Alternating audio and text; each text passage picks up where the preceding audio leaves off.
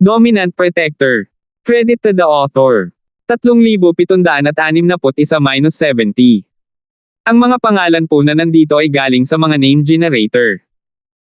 Kaya kung meron man pagkakatulad sa mga pangalan ng totoong tao o lugar, ito ay tunay na hindi sinasadya.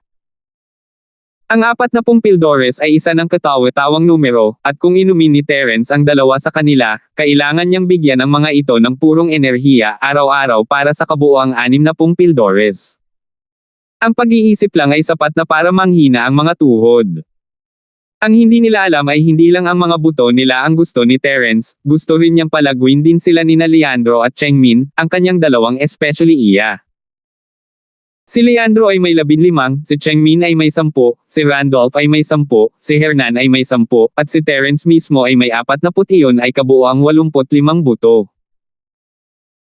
Hindi sa banggitin ang mga bagong dating mula sa tatlong mahusay na pavilion, kahit na ito ay ang espirito ng halamang botanista na siyang pinakamahusay sa paglilinang ng mga buto sa espirito ng halamang gamot, kung sasabihin sa kanya na tapusin ang paglilinang ng lahat ng buto sa loob ng maikling 3 buwan, malong na siya ayan.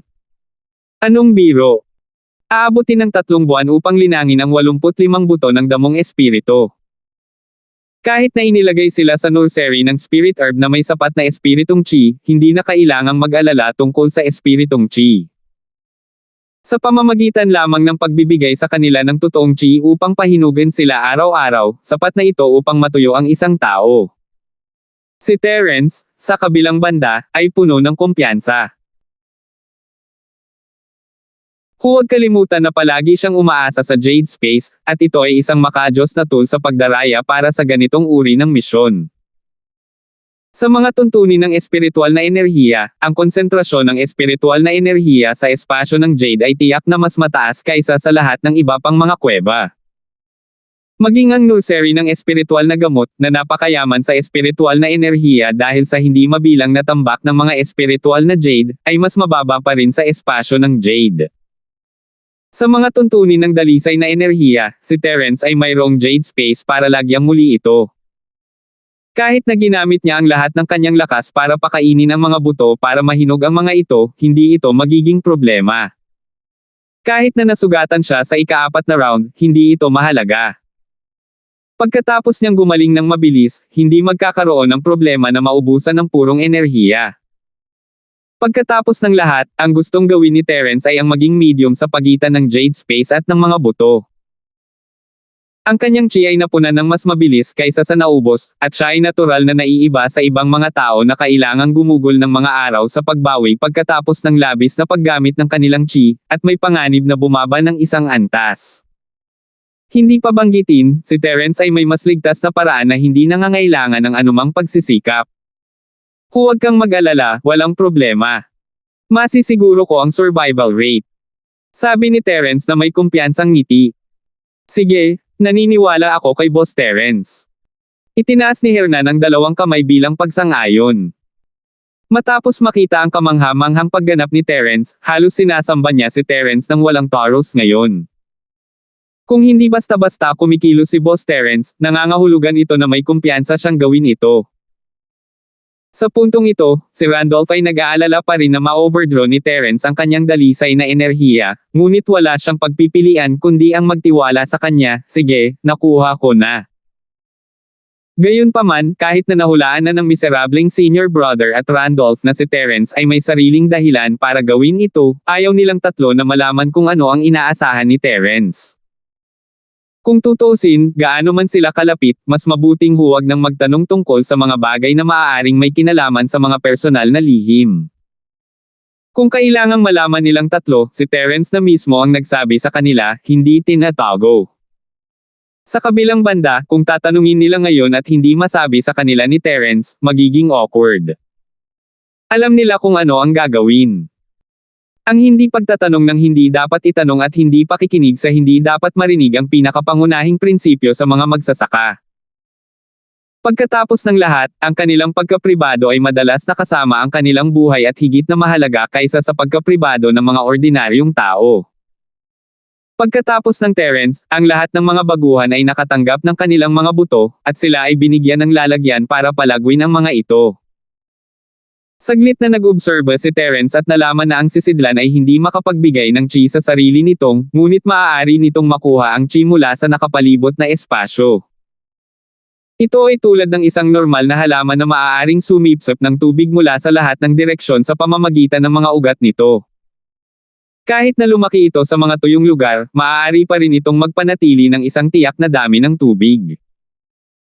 Ang espesyal na sisidlan ng paglilinang na ito ay malinaw na may parehong epekto sa pagsipsip ng espiritual na enerhiya, ngunit mayroon itong paghihigpit.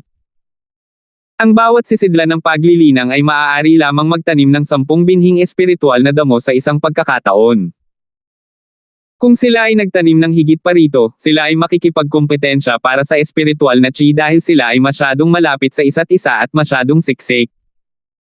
Sa ganitong paraan, gaano man kayaman ang espiritual na chi sa labas, malamang na ang ilan sa mga binhi ng espiritual na gamot sa gitna ay mamatay dahil sa hindi sapat na espiritual na chi. Sa ganitong paraan, ang mga bagong dating na nakatanggap ng higit sa 10 o 20 espiritual na mga buto ng damo ay maaari lamang piliin na linangin ang mga ito sa mga batch. Sa kabutihang palad, ang cycle ng paglilinang ng mga espiritual na buto ng damo ay karaniwang tumagal ng 15 hanggang 20 araw, at ang panahon ng pagtatasa ay 3 buwan. Hindi lamang sila maaaring hatiin sa 2 batch, ngunit maaari pa silang hatiin sa 3 o kahit 4 na batch. Sa katunayan, bilang karagdagan sa pagtiyak na mayroong sapat na espiritual na enerhiya, kailangan din nilang tiyakin na ang bawat binhi ay patuloy na tinuturok ng sapat na tunay na enerhiya. Karamihan sa mga bagong dating ay nagplano na nalinangin ang espiritual na mga buto ng damo sa 3 hanggang 4 na batch, na may 3 hanggang 4 na buto lamang sa bawat batch. Sa ganitong paraan, makakatuon siya sa kanila at matiyak na mayroong sapat na supply ng espiritual na enerhiya at tunay na enerhiya. Sa ganitong paraan, masisiguro niya man lang na ang mga pangunahing pangangailangan ng 2 mahirap na kondisyong ito ay matutugunan hanggat maaari. Ang ibang mga baguhan ay maaaring magkaroon ng ganitong pag-aalala, ngunit si Terence ay hindi wala siyang balak na gamitin ang mga kagamitan noong una. Siya ay handa na kumuha ng ilang lupa sa espasyo ng Jade pagkatapos niyang bumalik. Pagkatapos, itatanim niya ang lahat ng 85 spiritual herb seeds na mayroon siya at ang iba pa sa Jade Space. Hindi niya kailangang mag-alala na maubusan ng chi o purong chi ang espasyo ng Jade ay isang natural na lalagyan para sa paglaki ng mga binhi ng espiritual na gamot, isang tunay na antas ng Diyos sa gayon. Sa ganitong paraan, lahat ng 85 na buto ay dapat itanim sa susunod na 20 araw kung walang nangyaring hindi inaasahan. Bagamat hindi siya nang ahas na sabihin na 100% ang garantisadong ito ay uugat, sisibol, at tatubo bilang isang panla, gamit ang isang god-tier cheating device tulad ng Jade Space, malinaw na ang survival rate ay tiyak na mas mataas kaysa sa ibang mga rookies. Hindi magiging problema ang makakuha ng isa pang mataas na marka. Gayunpaman, ang mga test point at lahat ng iyon ay pangalawa lamang sa mga mata ni Terence. Ang tanging bagay na inaalala niya ay ang nakakalamon sa puso na katangi-tanging buto ng damo. Hanggat maaari niya itong linangin, hindi mahalaga kung ang lahat ng iba pang mga buto ay namatay. 3,762. Pagkatapos ng lahat, ang mga puntos ay isang bagay na nakita ng lahat ng iba pang mga baguhan bilang isang linya ng buhay para sa kanilang hinaharap, ngunit sa mga mata ni Terence, ito ay isang formalidad lamang. Hindi masamang magkaroon ng kaunting puntos, ngunit hindi mahalaga kahit na ito ay mas mababa ng kaunti kahit na maaari niyang panatilihin ang isang mababang profile. Para sa reward na nakabatay sa puntos, isa lamang itong normal na kalidad na Foundation Breakthrough Pill kung gugustuhin ni Terence, madali siyang makakagawa ng 12 mas mahusay na kalidad. Hindi ito isang malaking bagay. Kung ikukumpara sa Golden Core na nagtatayo ng pundasyon, ang mga materyales na kinakailangan para pinuhin ang tableta na lumalabag sa hadlang sa pagbuo ng pundasyon ay hindi gaanong matrabaho. Hindi bababasa, hindi na kailangan para sa isang bihirang espiritual na gamot tulad ng nakakalamon sa puso na katangi-tanging damo.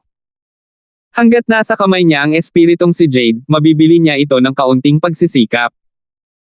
Siyempre, ang Foundation Breakthrough Pill at Golden Core ay parehong tier 4 na table task, ngunit ang tunay na halaga ng mga ito ay hindi maikukumpara sa huli. Lalo na para sa isang refiner tulad ni Terence, malaki ang pagkakaiba. Ang nakakalamon sa puso na Katanji tanging damo ay ang pinakamahalagang sangkap para sa isang foundation level na gininto ang core, at iyon ang dahilan kung bakit nagpasya si Terence na gamitin ang lahat ng 4 sa kanila. Ang dahilan kung bakit niya hiningi ang mga buto ni na Randolph, Hernan, Leandro, at Chengmin ay hindi lamang para tulungan sila, kundi para makita din kung mayroong anumang nakakalamon sa puso na Katanji tanging buto ng damo sa mga random na buto. Kung meron man, malugod niyang tatanggapin ito. Gayunpaman, kahit na ang pagsubok ngayon ay nagbigay kay Terence ng malaking sorpresa, may isang bagay na pinagsisihan niya. Binanggit ng CC Manager ng Spirit Medicine Nursery na may malaking depekto sa batch na ito ng mga Spirit Medicine Seeds dahil ang mga ito ay nilinang sa mga batch.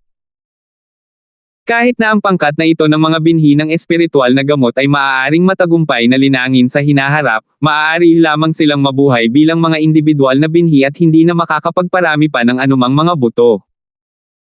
Kung hindi, maaaring itinanim lang ito ni Terence sa espasyo ng Jade at pinalago ito ng mga henerasyon, at hindi na niya kailangang mag-alala tungkol sa nakakalamon ng puso na Katanji tanging damo.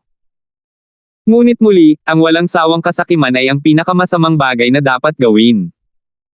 Kung sinubukan mo ng husto, ang iyong kapalaran ay matatapos ng maaga. Ang pagkuha ng buto ng nakakalamon sa puso na Katanji tanging damo sa pagsusulit na ito ay isang kasiya siyang sorpresa para kay Terence, at kung makakahanap siya ng isa pang binhi mula sa grupo ni Randolph, ito ay mas mabuti. Kung tungkol sa pag-iingat ng nakakalamon sa puso na Katanji tanging damo para sa mga susunod na henerasyon, ito ay isang pag-iisip lamang hindi sinabi ni Terence na ito ay kinakailangan. Matapos matanggap ng lahat ang mga buto ng espiritong damo at mga kagamitan sa paglilinang, ang susunod na hakbang ay ang pagmasdan at pag-aralan kung paano mag-iniksyon ng tunay na enerhiya sa mga buto ng espiritong damo. Ang pamamaraang ito ay simple. Ito ay walang iba kundi ang pagkontrol sa pagpapakawala ng tunay na enerhiya, hinahayaan itong tumagos sa ibabaw ng balat ng buto at tumagos sa loob, binabalot ito at pinapalusog ito. Ang panahon ng paglilinang ay tumagal ng kalahating oras araw-araw. Ang mga espiritong buto ng damo ay pawang espiritual na bagay ng langit at lupa. Ang tunay na enerhiya sa katawan ng bawat isa ay hindi lamang nakakatugon sa kanilang mga pangangailangan sa paglaki tulad ng natural na espiritual na enerhiya, ngunit dahil sa malakas na pagpapasigla, ito ay tulad ng mga hormone na gawa ng tao na nagpapabilis sa kanilang ikot ng paglaki, na naging dahilan upang sila ay magugat, umusbong, at tumubo ng mga panla sa loob ng 15 hanggang 20 araw. Gayunpaman, dahil ang sigla ng mga buto ng spirit herb ay lubhang marupok, kapag ibinuhos sa Zen Qi, ang konsentrasyon ng Zen Qi ay dapat kontrolin sa loob ng isang tiyak na saklaw, at dapat itong panatilihin ng 1 oras araw-araw. Ang isa ay hindi dapat maging sakam sa bilis o makatipid ng higit pa rito. Kung hindi ito magkakaroon ng anumang nakapagpapasigla na epekto o ang pagpapasigla ay magiging masyadong malakas, na magdudulot sa kanila na mamatay mula sa pagpapasigla. Pagkatapos mag-obserba sa loob ng ilang panahon at maunawaan ang mga mahahalagang bagay sa paglalagay ng tunay na Qi, ang mga bagong dating mula sa 3 pavilion ay naghiwa-hiwalay at bumalik sa kanilang mga kuweba upang mag-eksperimento at magnilay-nilay. Pagkatapos ng lahat, pagkaraan ng 3 araw, ang ika-4 na pagtatasa ay magsisimula sa parehong oras. Kinailangan nilang malaman ang paraan sa lalong madaling panahon sa loob ng 3 araw na ito. Kung hindi, kapag nagsimula ang ika-4 na pagtatasa, hindi sila magkakaroon ng napakaraming oras at lakas upang sayangin ito. Sa pagbabalik sa pavilion, nakahanap si Terence ng pagkakataon na magkahiwalay na makuha ang mga buto ni Leandro at Chengmin habang walang nakatingin. Ang dalawang ito ay mas sumamba sa kanya kaysa kay Hernan. Inabot nila sa kanya ang mga buto nang hindi man lang nagtatanong kung bakit. Pagkatapos bumalik sa kuweba, hindi na makapaghintay si Terence na kunin ang lahat ng mga binhi ni Randolph at pinili ng iba. Dahil ang bawat isa ay natatakan at nilagyan ng label, malinaw kung anong uri ng mga buto ang mga ito. Pagkatapos ng maingat na paghahanap, sa wakas ay natagpuan ni Terence ang isa pang nakakalam ng pusong Katanji tanging binhi ng herb sa 15 ibinigay sa kanya ni Leandro. Ang 3 naman ay nadismaya na na-miss ito. Gayunpaman, nasisiyahan si Terence sa resulta. Mayroon siyang isa para sa kanyang sarili at isa para sa Leandro. Iyon ay dalawang napakagandang buto ng damo sa kabuuan. Kung matagumpay niyang malinang silang dalawa, kung gayon ang dalawa sa kanila ay sapat na upang makagawa ng dalawang foundation level na gininto ang elixir, ayon sa kanyang karanasan mula sa Golden Elixir noong nakaraan. Kung hindi pa siya nakontento dito, talagang masasabing hindi siya mabusog. Lumabas si Terence para mamasyal sa ilang at naghukay ng ilang tambak ng lupa upang ilagay sa espasyo ng Jade. Bagamat ang anumang lupa ay magiging lubhang mayaman sa chi pagkatapos na makapasok sa espasyo ng Jade, ang iba't ibang mga buto ng Spirit Herb ay may iba't ibang pangangailangan para sa mga katangian ng lupa maliban sa chi. Ang ilan ay kailangang tuyo, ang ilan ay kailangang basa-basa, ang ilan ay kailangang bahagyang alkalina, at ang ilan ay kailangang bahagyang acidic. Bukod dito, ang bawat isa sa kanila ay may iba't ibang mga kinakailangan para sa iba't ibang mga elemento ng bakas sa lupa. Bagaman sinabi na hanggat may sapat na espiritual na enerhiya, maaari itong matiyak na ito ay mabubuhay, kung ito ay lumago ng maayos ay nakasalalay sa kung nagawa nila ang sapat na takdang aralin sa lugar na ito. Wala talagang pakialam si Terence sa iba pang mga buto, makakakuha siya ng mga puntos kung magtagumpay siya, pagkatapos ng lahat, at kailangan niyang ibalik ang mga ito sa pill hall pagkatapos noon. Ang survival rate ang pinakamahalaga, hindi ang kasarian. Ngunit magkaiba ang dalawang nakakalamon sa puso na Katanji. Tanging buto ng damo kailangan nila ng espesyal na pangangalaga ni Terence, at hindi sapat ang pagtiyak lamang na mabuhay sila. Ayon sa CC Manager ng Spirit Herb Nursery, ang batch na ito ng Spirit Herb Seeds ay nilinang sa mga batch ng Spirit Herb Nursery. Kung ikukumpara sa natural na mga buto, sila ay mas mababang mga buto na may mga kakulangan sa congenital. Hindi lamang sila maaaring itago para sa paglilinang, ngunit kahit na sila ay nakaligtas, ang kanilang kulay ay magiging mas mababa kaysa sa mga natural na lumago. Sa ganitong paraan, kung si Terence ay hindi nag-iisip ng paraan upang palakihin ang mga ito ng mahusay hanggat maaari, kahit na ang dalawang nakakalamon sa puso na Katanji tanging buto ng damo ay maaaring tumubo, ang kalidad ng damo na tumubo ay hindi magiging sapat, at ito ay malamang na makakaapekto sa kalidad at epekto ng foundation elixir, kahit na makakaapekto sa rate ng tagumpay. 3,763. Sa oras na iyon, dapat ay nagawa niyang pinuhin ang dalawa. Sa bandang huli, dahil ang kalidad ng dalawang tangkay ng nakakalamon ng pusong Katanji tanging damo ay napakahina, isa lamang ang kanyang napipino. Magiging scam talaga yan. Upang matiyak na ang nakakalamon sa puso na Katanji tanging damo ay maaaring tumubo hanggat maaari, maliban sa mahalagang espiritual at dalisay na supply ng enerhiya, ang pagpili ng tuyong lupa na angkop para sa paglaki nito ay napakahalaga rin. Hindi nang ahas si Terence na pabayaan ang aspetong ito. Pagkatapos maghanda ng ilang iba't ibang uri ng lupa sa espasyo ng Jade, bumalik si Terence sa kuweba at itinanim ang lahat ng 85 buto. Pagkatapos, sinimulan niyang i-channel si Chi sa mga buto gaya ng natutunan niya sa pill hall. Kung mayroon mang ibang baguhan sa kanilang lakas bilang isang sky class na ganap na nakumpleto, maaari lamang nilang garantiya na maaari silang mag-iniksyon ng chi sa 3 hanggang 4 na binhi ng espiritual na gamot ng sabay-sabay, kahit na sinubukan nila ang kanilang makakaya. Ngunit si Terence ay isa na ngayong peak level early foundation stage practitioner, at kailangan lang niyang magbigay ng isang tiyak na halaga ng chi sa bawat buto. Hindi pa banggitin ang 3 o 4, kahit na 12 ng mga buto, ito ay magiging higit pa sa sapat. Sa chi ng Jade Space, ang kanyang chi ay walang katapusan, at hindi niya kailangang mag-alala na maubusan ng chi tulad ng iba. 85 seeds. Kinailangan lamang ni Terence na hatiin ang mga ito sa 2 batch at ibuhos ang kinakailangang halaga sa bawat batch sa loob ng 1 oras, at ang kanyang misyon sa araw ay magiging kumpleto. Kailangan lang niyang ipagpatuloy ito sa loob ng 20 araw at makikita na niya ang mga resulta. Kailangan niyang hintayin at tingnan kung ilan sa mga butong ito ang mabubuhay, lalo na ang 2 nakakalamon sa puso na Katanji tanging buto ng damo na pinakainaalala ni Terence. Kailangan niyang tingnan kung magiging epektibo ang Jade Space gaya ng inaasahan niya, na nag-aalaga ng mga bagay na may antas ng Diyos. Ayon sa mga haka-haka ni Terence, ang mga epekto ng Jade Space ay hindi magiging pinakamahusay, ngunit hindi rin ito magiging masama. Hindi bababasa, hindi ito magiging mas masahol kaysa sa iba pang mga baguhan. Sa sumunod na 3 araw, pumunta si Terence sa Espiritong Jade Hall para minahan sa araw at ibinuhos ang chi sa mga buto sa gabi sa loob ng 2 oras. Pagkatapos noon, nagtanim siya gaya ng dati. Sa katunayan, ang proseso ng pagbuhos ng chi mismo ay ibang uri ng paraan ng pagsasanay, at para kay Terence, ito ay walang pinagkaiba sa kanyang karaniwang ritmo, ito ay medyo maluwag. Kung ikukumpara, ang ibang mga baguhan ay hindi ganoon kadali. Hindi nila kailangang alagaan ang 85 buto ng sabay-sabay tulad ng ginawa ni Terence, ngunit ang 3 o 4 na buto sa isang araw ay sapat ng matigas. Hindi lamang niya kailangang ibuhos ang kanyang Zen Chi sa binhi araw-araw, ngunit kailangan din niyang humanap ng paraan upang mabawi ang kanyang Zen Chi pagkatapos niyang gawin. Dapat itong malaman na ang prosesong ito ay napaka-boring at masipag para sa mga ordinaryong bagong dating na walang makalangit na chi tulad ng Jade Space. Bukod dito, kailangan pa nilang mag-alala tungkol sa mga binhing ito. Ang mga bagong dating ng tumataas na Sky Pavilion at ang malalim na Sekretong Pavilion ay maaaring bahagyang mas mahusay, dahil ang density ng espiritual na chi sa mga kuweba ng kanilang walang kamatayan ay katanggap-tanggap pa rin.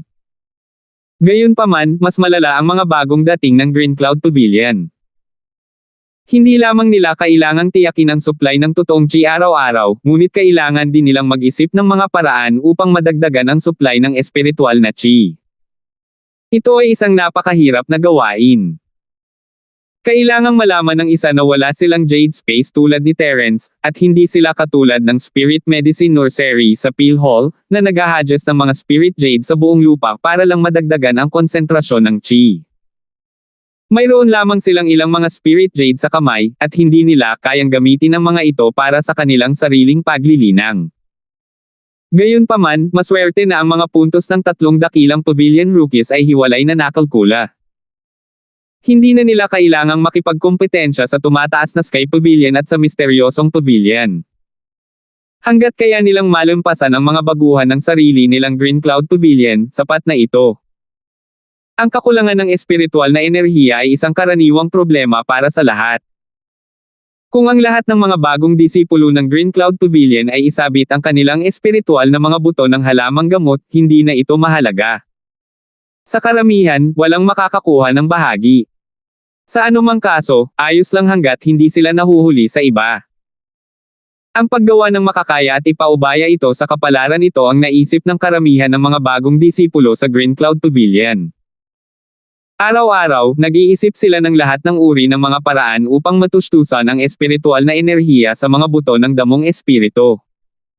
Kung magtagumpay sila, ito ay isang magandang bagay, ngunit kung hindi sila, wala silang magagawa. Ang lahat ay hindi makakakuha ng bahagi. Kung ikukumpara sa ibang mga baguhan na abala, si Terence, Randolph, at Hernan ay mas relaxed.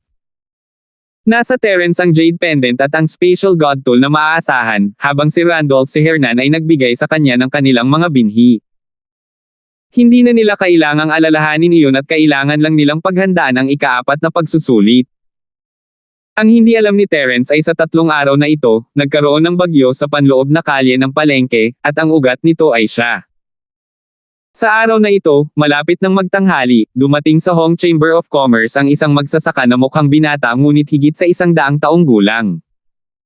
Wala siyang binili at diretsong tinawag ang tindera na si Melba para lumabas para makita siya. Bagamat si Melba ay isang tindera ng Hong Chamber of Commerce at may mataas na katayuan, siya ay isang negosyante pa rin na nagbigay pansin sa pagiging mabait para kumita ng pera.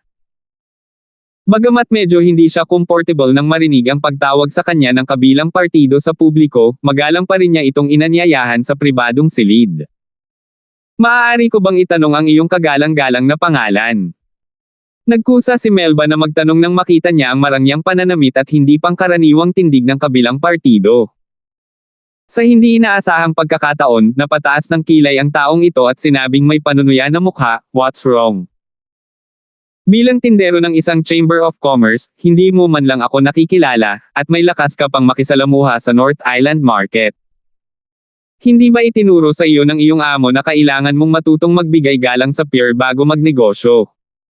Nanginig ang puso ni Melba. Maingat niyang pinalaki ang kabilang partido ng ilang beses at hindi niya maiwasang isipin ang sarili, maaaring ang taong ito ay isang bagong malaking shot ng tatlong malalaking pavilion.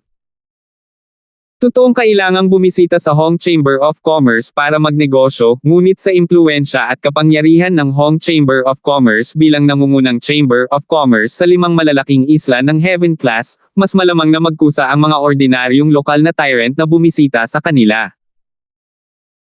Kung titingnan ang buong North Island ng Heaven Class Island, kakaunti lamang ang mga tao na nangangailangan ng Hong Chamber of Commerce upang kunin ang inisyatiba upang batiin sila. Gayunpaman, si Melba ay nasa sangay na ito sa North Island sa loob ng mga dekada, at ang mga big shots sa North Island ay nakilala siya ng higit sa 1 beses o 2 beses. Binigyan na niya ng respeto ang mga big shots sa Elders Union. Hindi lamang siya nagkaroon ng magandang relasyon sa mga big shots sa Elders Union, ngunit maging ang isang bagong eksperto tulad ni Julius, ang master ng Law Enforcement Hall, ay nagkusa rin upang ipahayag ang kanyang mabuting kalooban. Walang dahilan para makaligtaan niya ang alinman sa mga big shot. This guy in front of me, although hindi naman masama ang lakas niya, malayo pa rin siya sa level ng big shots na yon. Sa karamihan, maaari lamang siyang magpakitang gila sa harap ng mga ordinaryong magsasaka. Upang pumunta sa aking Hong Chamber of Commerce upang hamanin, saan nanggagaling ang kanyang tiwala at tapang. Siya kaya ang pangalawang henerasyon ng ilang pamilya. Bagamat naghihinala siya sa kanyang puso, magalang pa rin si Melba sa panlabas na anyo. Inutusan niya ang mga tao na maghanda ng tsaa at muling ibinaba ang kanyang posterya, na nagsasabing, "Pakisabi sa akin, ang iyong karangalan. Wala kayong alam at may lakas kayo ng loob na magbukas ng tindahan sa North Island. Talagang hindi ninyo alam kung ano ang makakabuti sa inyo. Makinig kayong mabuti, pumapaimbulog ako sa panyong Nolan ng pavilion." Walang humpay na kinuha ng taong ito ang tasa at sinabi sa malakas na boses. 3,764. Panyong Nolan. Natigilan si Melba. Sinubukan niyang alalahanin ng mabuti ngunit nalaman niyang hindi pa niya narinig ang pangalang ito. Kung hindi, sa kanyang photographic memory, magkakaroon siya ng impresyon dito. Gayunpaman, dahil inaangkin niya na siya ay mula sa tumataas na Sky Pavilion, dapat ay mayroon siyang ilang background. Marahil siya ang pangalawang henerasyon ng ilang big shot sa North Island, kaya lang hindi siya masyadong nakakalabas noon. Lihim na nag-isip si Melba at patuloy na nagtanong, "Kung gayon, maaari ko bang itanong kung bakit ka pumunta sa aming tindahan ngayon?" Nang marinig ito, inubos ni Panyong ang mahalagang tsaa sa kanyang tasa sa isang lagok. Napaawang ang sulok ng bibig ng lalaking alipin habang palihim niyang pinagalitan ang taong ito dahil sa pag-aaksaya ng makalangit na kayamanan. Noon lamang siya malamig na bumantong hininga at sinabing, "Matagal ko nang narinig na mayroong isang medyo malaking Hong Chamber of Commerce na binuksan sa Market Street, ngunit hindi pa ako nagkaroon ng oras upang pumunta at tingnan. Kaya, naglaan ako ng oras upang pumunta at tingnan ngayon. Kasabay nito, hahanapin ko ang hustisya para sa aking walang kwentang disipulo." Habang nagsasalita siya, bumuhos ang malakas na aura ni Panyong ng walang pag-aalinlangan. Nanginginig ang lahat ng mesa, upuan, at dekorasyon sa pribadong silid. Kung hindi dahil sa mga lalaking lingkod na nagbabantay sa kanila, ilang mamahaling porselana ang nabasag. Hanapin ang hustisya. Maaari ko bang malaman ang pangalan ng iyong alagad at kung anong uri ng labanan ang mayroon siya sa aking Hong Chamber of Commerce? Biglang nanlamig ang mukha ni Melba. Bilang branch manager ng Hong Chamber of Commerce, bagamat gusto niyang kumita ng matiwasay, isa pa rin siyang big shot. Kung ang kabilang partido ang nag-aasikaso sa kanyang negosyo, natural na salubungin niya sila ng may ngiti.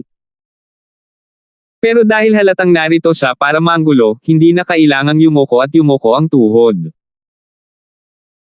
Sa maliit na North Island na ito, kahit na ang Hong Chamber of Commerce ay nagkaroon ng maraming kaibigan at hindi madaling makipag-away sa iba maliban kung ito ay kinakailangan, sa kanilang kapangyarihan at kumpiyansa, kung talagang makatagpo sila ng anumang mga kaaway, hindi na kailangang yumuko sa sinuman. Kung maglakas loob kang ilabas ang iyong mga ngipin sa Hong Chamber of Commerce, kailangan mo munang magkaroon ng napakagandang ngipin. Ayon sa kaalaman ni Melba, hindi hihigit sa 3 tao sa North Island ang may ganoong ngipin. Gayunpaman, walang pakialam si Panyong sa ekspresyon ni Melba. Pinag-cruise niya ang kanyang mga paa at sinabing may hindi magiliw na ekspresyon, York ang apelyido ng aking alagad, at ang kanyang unang pangalan ay Joel. Joel. Hindi napigilan ni Melba na sumimangot. Wala siyang impresyon kay Joel. Maliban na lang kung ito ay isang mahalagang panauhin tulad ni Terence na maaaring magbigay ng 2 mataas na kalidad na foundation breakthrough pills, hindi man lang siya magtatanong ng mga pangalan ng mga ordinaryong bisita. Natural, hindi niya alam kung sino ang kinakatawan nitong si Joel. Nang makitang hindi pa rin nagsasalita si Melba, malamig na bumaantong hininga si Panyong at nagpatuloy. Ang disipulo kong ito ay dumating sa iyong lugar 2 araw na ang nakakaraan, na nagsabing nahilig siya sa isang masamang bato. Siya ay orihinal na taos-puso sa pag-aalaga ng iyong negosyo, ngunit hindi lamang siya ay hindi nakabili nito, nakipag-away pa siya sa isang tao at nauwi sa isang kalahating patay na estado. Nakahiga pa rin siya ngayon sa kama, at hindi niya alam kung makaka-recover pa siya. Nangyari ang bagay na ito sa iyong Hong Chamber of Commerce, kaya kailangan mong magbigay ng paliwanag. Kaya't ang taong nakipagkompetensya kay Terence para sa Star Inkstone. Sa wakas ay naintindihan na ni Melba. Kahit na hindi niya alam ang pangalan ni Joel, mayroon siyang malalim na impresyon kay Joel.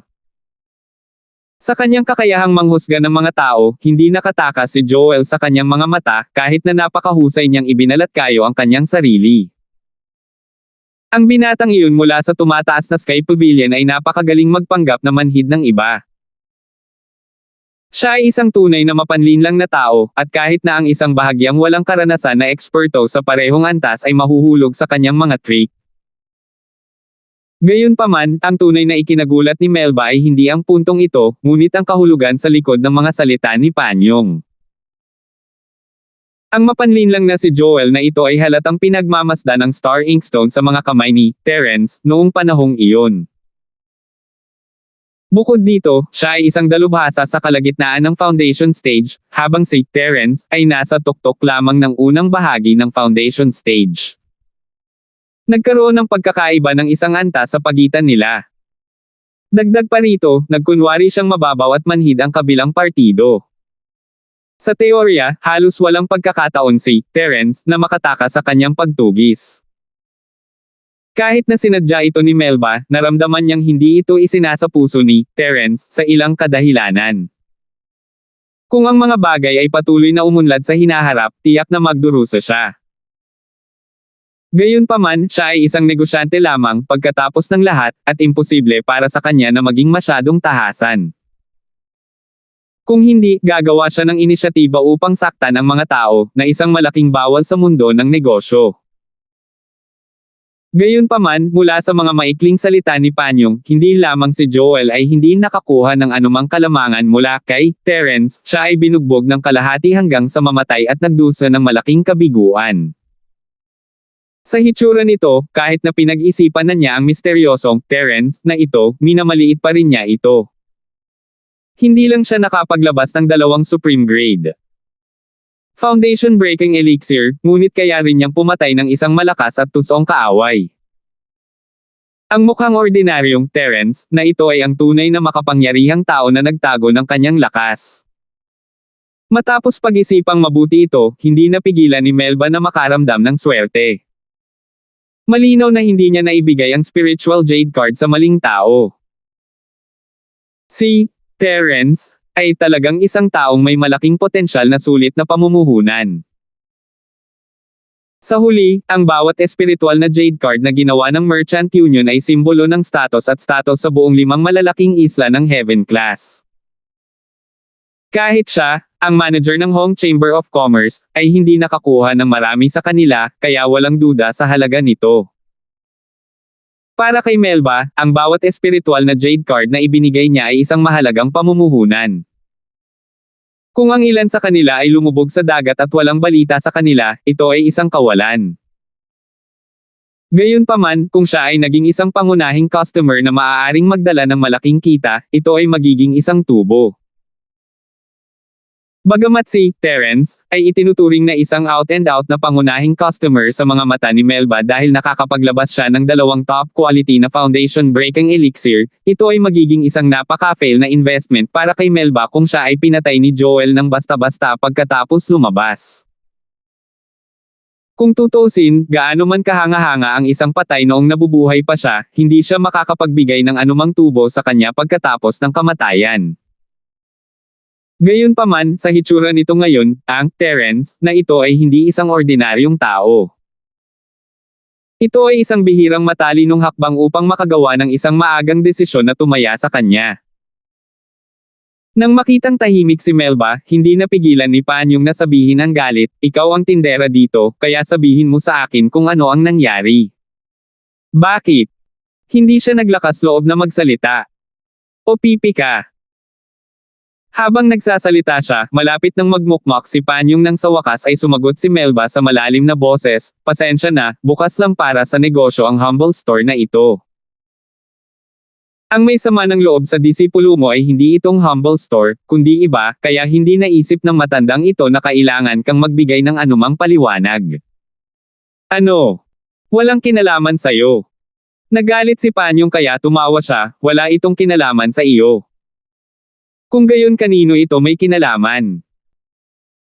Naaksidente ang disipulo ng dakilang gurong ito dahil dumating siya para bumili ng isang bagay mula sa iyo, at wala ka talagang kinalaman dito.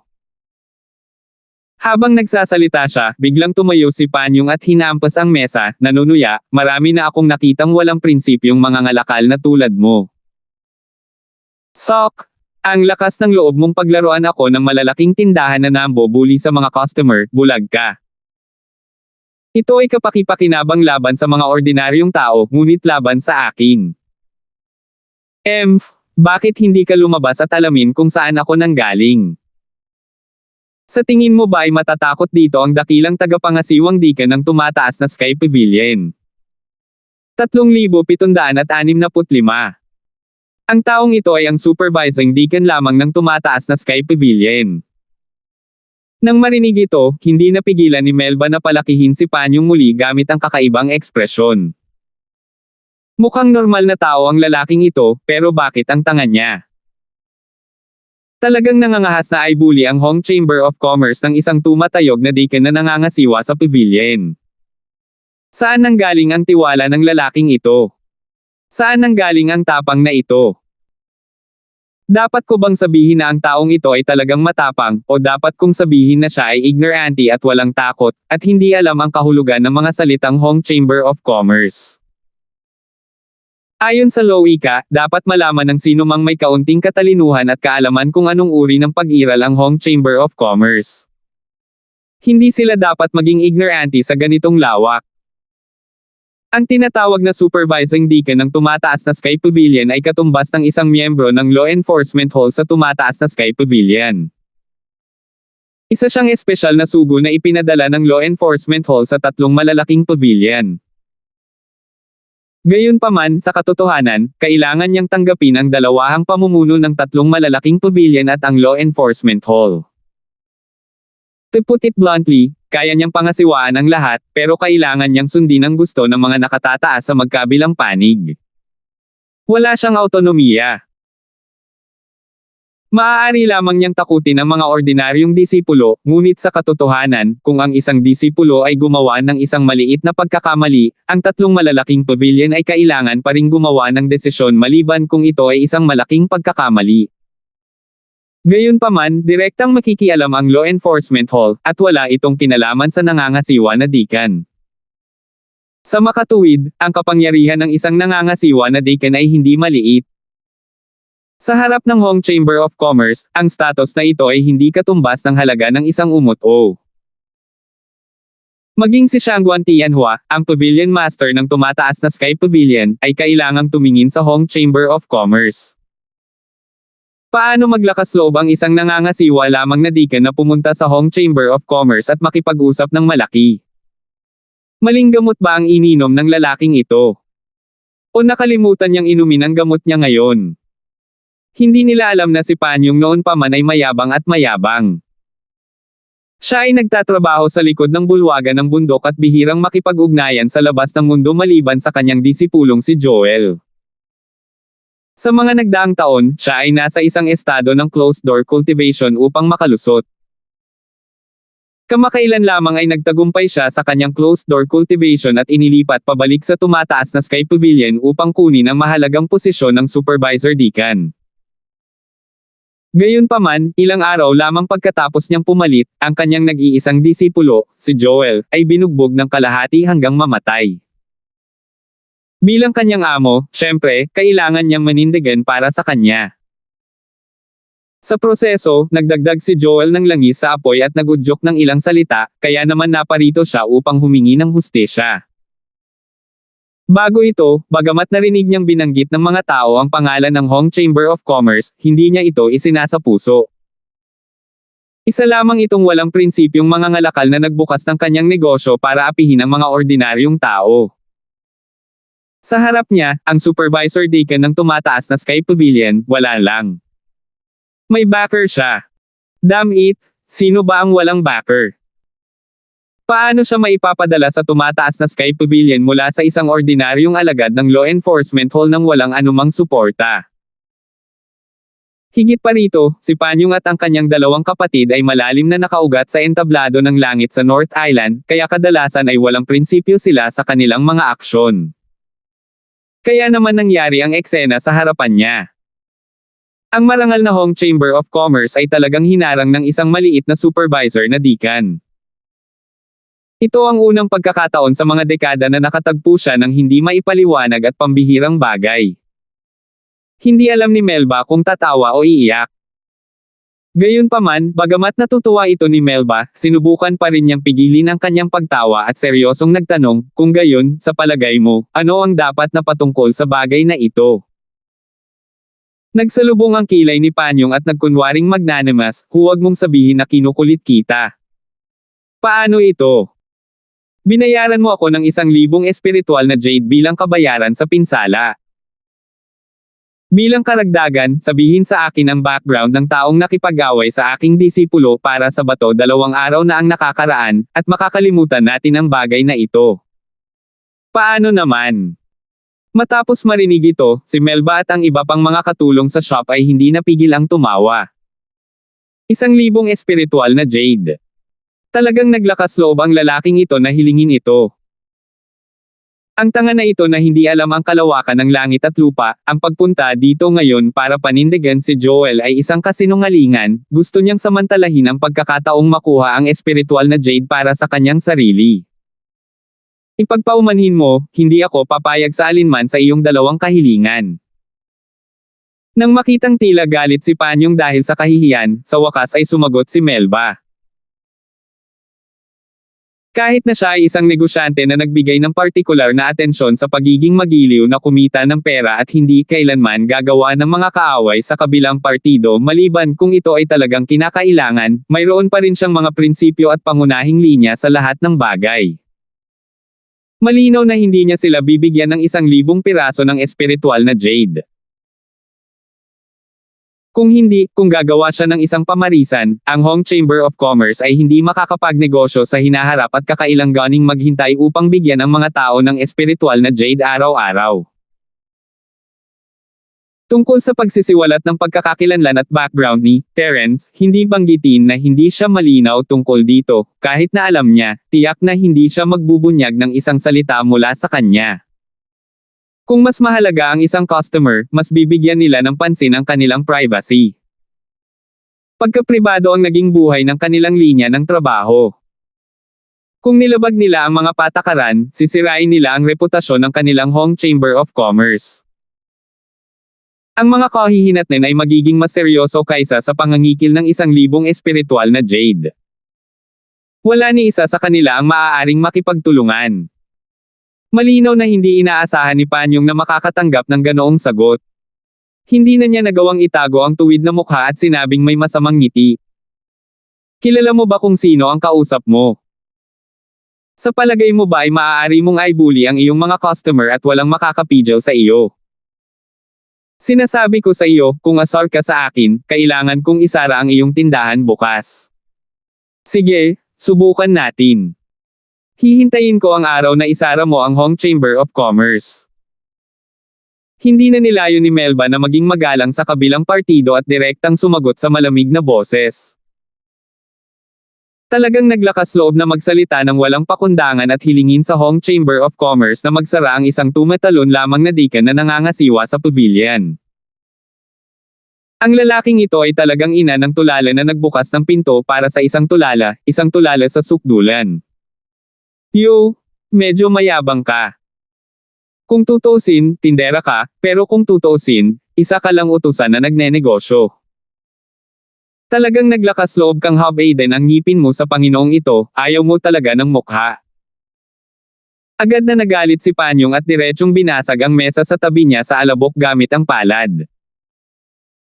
Gayunpaman, bago siya makapag-react, 4 na figure ang kumislap ng wala sa oras sa bilis na mahirap makita ng mata, at napalibutan siya sa isang kisap mata. Biglang nagbago ang ekspresyon ni Panyong. Ang mga aura ng 4 na ekspertong ito ay talagang nasa itaas niya. Sa nakalipas na mga taon, si Panyong ay nagsusumikap sa sarado na paglilinang, at ang kanyang lakas ay bumuti ng mabilis. Naniniwala siya na hindi siya isang ordinaryong tao. Kung hindi siya makakaupo ng maayos sa isang medyo mahalagang posisyon tulad ng supervisor na deacon ng tumataas na Sky Pavilion. Sa kasalukuyang lakas ni Panyong, madali niyang madudurog ang karamihan sa mga panloob na disipulo ng 3 pavilion. Kung hindi, ang mga taong tulad ni Joel ay wala nang pakialam sa kanyang in-name master. Maliban na lang kung ang mga elder ng 3 pavilion o big shot tulad ni Julius ng Law Enforcement Hall, talagang hindi niya kailangang pakialaman ang mga ordinaryong magsasaka. Kung wala man lang siyang kumpiyansa, paano siya maglalakas loob na hamanin ang Hong Chamber of Commerce ng mag-isa? Gaano man siya kamangmang sa pag-iisa sa kabundukan nitong mga nakaraang taon, mayroon siyang kaunting sentido komon. Ang mga mangangalakal na maaaring pumasok sa kalye sa loob ay hindi mga ordinaryong negosyante. Gayunpaman, sa sandaling ito lamang napagtanto ni Panyong na talagang sinipa niya ang isang bakal na plato sa pagkakataong ito. Isa lamang itong sangay ng Chamber of Commerce, ngunit lumabas ang 4 na eksperto na mas malakas kaysa sa kanya, ang nangangasiwa na deacon ng tumataas na Sky Pavilion. Anong uri ng konsepto ito? 3,766. Kailangang malaman ng isa na ang pagbibigay lamang ng isang eksperto sa ganoong antas ay nagkakahalaga na ng malaking halaga ng espiritual na jade bawat taon. Bukod pa riyan, mayroon ding iba pang mapagbigay na benepisyo. Ang taunang gastos ng 4 na tao sa kanyang harapan lamang ay isang astronomical figure, na hindi isang bagay na kayang bayaran ng ordinaryong Chamber of Commerce. Hindi nakakagulat na maraming tao ang nagsabi na ang Hong Chamber of Commerce ay hindi maarak.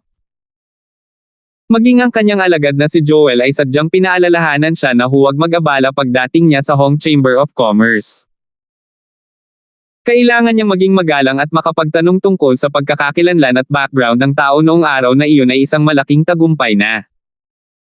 Kahit anong mangyari, hindi siya dapat magkaroon ng conflict sa Hong Chamber of Commerce. Noong panahong iyon, nang sabihin ni Joel ang mga salitang ito, siya, si Panyong, ay naisip lamang na ang kanyang disipulo ay masyadong mahiyain para manggulo, kaya hindi niya ito isinapuso. Punong-puno siya ng pag-iisip tungkol sa pagsasamantala sa pagkakataong ito para mangikil ng malaking halaga, ngunit ngayon na naisip niya ito ay nililigawan lamang ang kanyang sariling kamatayan. Palibhasa'y napapaligiran ng 4 na eksperto na ang lakas ay higit sa kanyang sarili, at lahat sila ay may hindi magiliw na mga ekspresyon at nakakagulat na hangarin na pumatay, si Panyong ay agad na bumuhos sa malamig na pawis. Kung talagang nag-away sila, hindi man lang siya magkakaroon ng pagkakataong gumawa ng hakbang, lalo pa ang pagtakas. Kulang na lang igalaw ng 4 ang kanilang mga daliri, and it would be wishful thinking na mag-iwan siya ng buo na bangkay. Gayunpaman, kahit na alam niyang hindi tama ang sitwasyon, si Panyong ay palaging bastos at hindi makatwiran. Kahit sa ganitong sitwasyon, itinuwid pa rin niya ang kanyang leeg at talagang hindi umamin ng pagkatalo. Ang tatlong magkakapatid na Nan ay palaging natatalo sa iba ngunit hindi sa kanilang pagmamataas. What's wrong? How dare you business to me, the supervisor of the Rising Sky Pavilion? This great master will leave his words here today. If you dare to touch a single hair of mine, then you're challenging the Soil Pavilion. Gusto kong makita kung may tiwala kang gawin iyon. Nagkunwaring walang tigil si Panyong habang sumisigaw ng malakas. Nagkatinginan si Melba at ang ilan sa mga masters ng bisita ng Hong Chamber of Commerce sa isa't isa na may panlilibak sa kanilang mga mata. Halatang hinang-hina ang puso ng lalaking ito, pero sinadya pa rin niyang maglagay ng ganoong poster. Isa siyang tipikal na halimbawa ng isang lalaking mukhang matigas ngunit mahina sa loob. Gayunpaman, may epekto pa rin ang mga salita ni Panyong. Kung isa lang siyang maluwag na dalubhasa sa paglilinang, batay lamang sa katotohanang naglakas loob siyang basagin ang mesa ng Hong Chamber of Commerce, tiyak na hindi siya hahayaan ni Melba na makalabas ng buhay. Gayunpaman, ang problema ay ang Panyong na ito ay miyembro ng tumataas na pavilion. Higit sa lahat, siya ay isang tagapangasiwa na dekan ng umaangat na pavilion. Sabi nga sa kasabihan, dapat tingnan muna ang may-ari bago matamaan ang aso. Gayunpaman, kahit na ang Hong Chamber of Commerce ay hindi kailanman natatakot sa gulo, hindi sila padalos-dalos na magdudulot ng gulo para sa kapakanan ng mga interes. Bilang pinuno ng tatlong malalaking pavilion sa North Island, ang tumataas na Sky Pavilion ay hindi lamang isang malakas na puwersa ngunit mayroon ding malalim na background. Ito ay nauugnay sa mga interes ng maraming makapangyarihang tao sa gitnang isla. Masasabing isa itong totoong behemoth. Kung pinatay niya si Panyong dito ngayon, bagamat mailalabas ni Melba ang kanyang galit, ito ay katumbas din ng paghampas sa mukha ng tumataas na Sky Pavilion. Pagkatapos ng lahat, ang taong ito ay ang nangangasiwa na dekan ng tumataas na Sky Pavilion, hindi isang ordinaryong panloob na disipulo ng sekta na walang anumang katayuan. Hanggat ang isang ordinaryong panloob na disipulo ay walang malakas na background, kahit na siya ay mula sa tumataas na Sky Pavilion, maaari itong ituring na isang personal na sama ng loob. Kung siya ay pinatay, gayon din. Ang tumataas na Sky Pavilion ay hindi mahuhulog sa Hong Chamber of Commerce dahil sa isang maliit na bagay. Gayunpaman, magiging seryosong bagay kung papatayin niya ang isang nangangasiwa na dekan ng tumataas na Sky Pavilion sa publiko. Sa mga salitang karaniwang ginagamit sa sekular na mundo, ito ay isang seryoso at masamang diplomatikong insidente. Kahit para lang sa kapakanan ng kanilang reputasyon, ang mga nakatataas sa sumisikat na Sky Pavilion ay hindi maaaring pumikit dito at walang pagpipilian kundi ang lumapit at lumaban hanggang kamatayan sa Hong Chamber of Commerce. Sa oras na iyon, ang taong gumawa ng desisyon ngayon ay maaaring maging isang sakripisyo para sa kompromiso sa pagitan ng mataas na antas ng dalawang puwersa. Si Melba, na noon pa man ay magaling sa paghusga sa sitwasyon, ay hindi inaasahan na ito. Sa makatuwid, kahit na ito ay para lamang sa proteksyon sa sarili, ang karanasan at masinop na si Melba ay hindi gagawa ng ganoong matinding hakbang. Agad niyang inutusan ang 4 na guest na master sa malalim na boses, pumunta ang lalaking ito sa aking Hong Chamber of Commerce para manggulo at manggulo. I'll have to trouble the 4 of you to throw him out, para hindi siya nandito para magingay at maapektuhan ang negosyo natin. Agad namang tumango ang 4 na bisitang masters. Bagamat mas mahirap makuhang buhay ang kabilang partido kaysa patayin ang kabilang partido, mayroon silang ganap na kalamangan sa lakas at bilang. Kung gusto nilang itapon si Panyong, maliit na bagay lang. Nang makitang patong-patong ang makapangyarihang aura ng 4 na tao sa kanyang katawan at kikilos na sana, sa wakas ay natarante si Panyong. Bagamat sigurado siyang hindi maglalakas loob ang kabilang partido na patayin siya sa publiko, hindi makikialam ang tumataas na Sky Pavilion kung itatapon lang siya nang hindi siya pinapatay. Kung tutuusin, mapapahiya lang siya nito at hindi makakaapekto sa reputasyon ng tumataas na Sky Pavilion. Hindi makagalaw pagkatapos na supulan ng 4 na bisitang master, mabilis na sumuko si Panyong at sinabing, huwag kang magmadali. Paano ito? Actress ako at hindi hihilingin sa iyo na magbayad ng 1,000 piraso ng espiritual na jade.